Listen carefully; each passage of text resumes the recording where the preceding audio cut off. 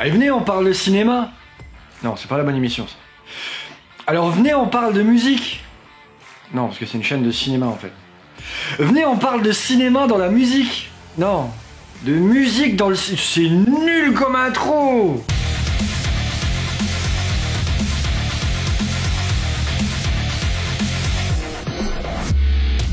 Bonjour et bienvenue dans ce nouveau format dans lequel on va parler de cinéma et aussi de musique. Parce que peu d'entre vous le savent, mais je suis aussi musicien. J'ai commencé la guitare quand j'avais 12 ans, juste après avoir écouté You Could Be Mine des Guns N' Roses.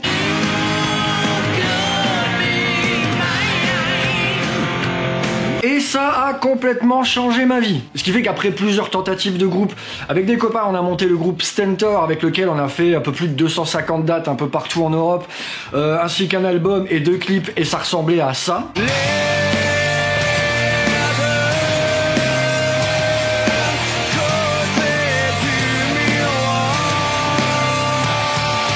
Ou à ça.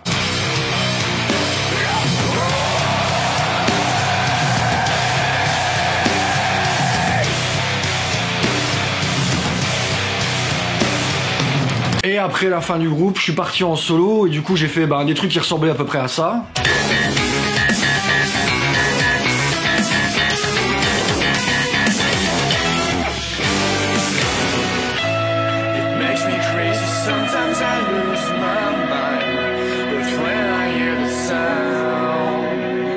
Ou encore à ça.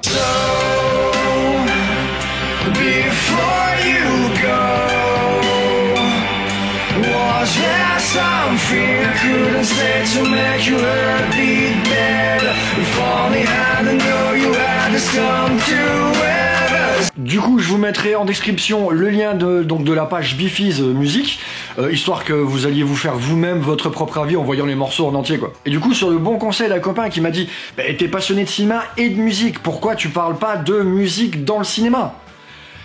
Et ouais, effectivement, c'était pas con comme idée en fait. Donc du coup, j'ai décidé de me lancer. Alors du coup, dans la thématique de la musique, on va aborder ici tous les films qui ont un rapport de près ou de loin avec de la musique. Donc ça pourrait être des comédies musicales, des films qui parlent de l'univers de la musique, que ce soit des biopics ou ce genre de choses, ou des films qui utilisent la musique dans leur récit. Par exemple, si on prend Baby Driver, où la rythmique de l'action des scènes est timée en fait sur la musique. Voilà, c'est ce genre de choses dont on va parler ici. Et pour le tout premier film de cette émission, on va parler de jazz avec le film Whiplash.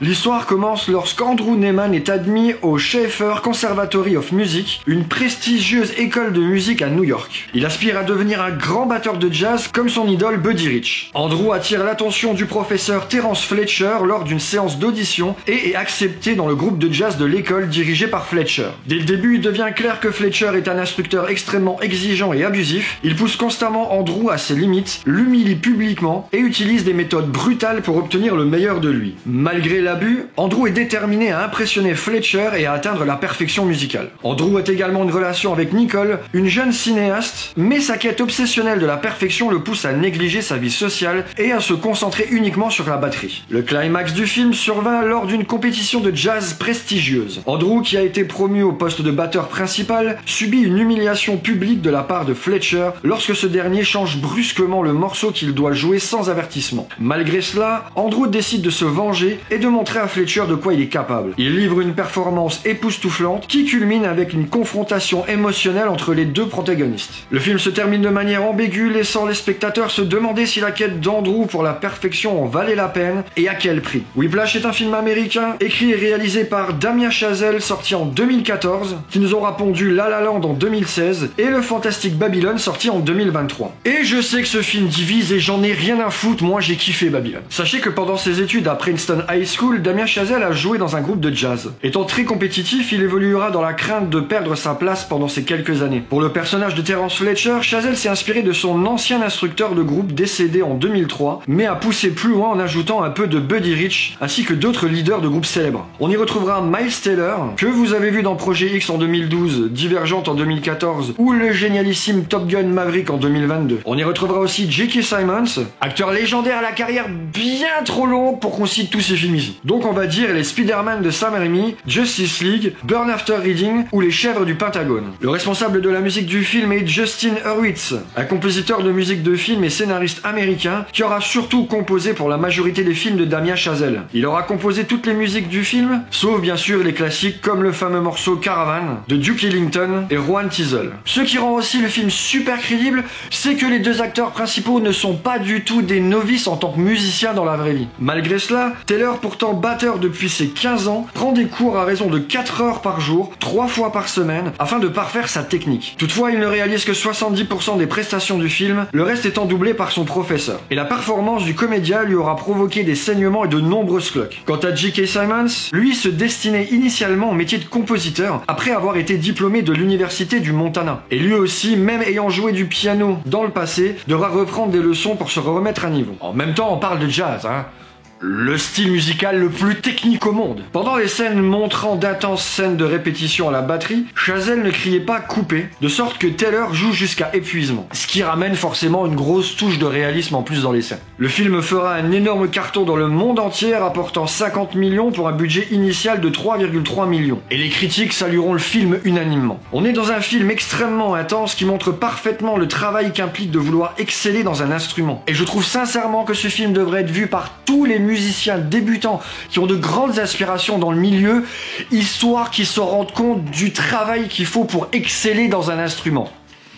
Et je pense même que ça en calmerait certains. Le point fort incontestable du film est la performance incroyable de J.K. Simmons dans le rôle du professeur Terence Fletcher. Sa présence à l'écran est électrisante et il incarne parfaitement le professeur tyrannique et perfectionniste qui pousse ses étudiants au-delà de leurs limites. Sa performance a valu à Simmons l'Oscar du meilleur acteur dans le second rôle, clairement en juste titre. Il est terrifiant et captivant à la fois, créant un personnage mémorable. Miles Teller, dans le rôle d'Andrew Neyman, offre également une performance exceptionnelle en tant que jeune batteur déterminé à réussir. Sa transformation physique et émotionnelle tout au long du film est impressionnante. On ressent la douleur, la frustration et la détermination d'Andrew à chaque instant. La direction de Damien Chazelle est brillante. Il utilise une caméra en mouvement et un montage dynamique pour capturer l'effervescence de la musique jazz, créant une tension constante tout au long du film. La séquence finale du concert est particulièrement mémorable, avec un montage rapide et une musique palpitante qui vous tient en haleine jusqu'à la dernière note. Non mais sérieux, j'étais comme ça pendant la scène. L'histoire de Whiplash soulève des questions importantes sur le prix de l'excellence et sur les sacrifices que l'on est prêt à faire pour réussir. C'est un film intense et souvent inconfortable à regarder en raison de la relation abusive entre Andrew et Fletcher. Mais c'est précisément cette tension qui va garder le spectateur en haleine tout le long du film. En conclusion, Whiplash est un chef-d'œuvre du cinéma contemporain. Il est puissant, émotionnellement intense et porté par des performances exceptionnelles. C'est un film qui vous fera réfléchir longtemps après l'avoir vu et c'est une expérience cinématographique inoubliable pour tous les amateurs de musique et de drame psychologique. Je terminerai en disant que Whiplash est un film qui vous prend aux tripes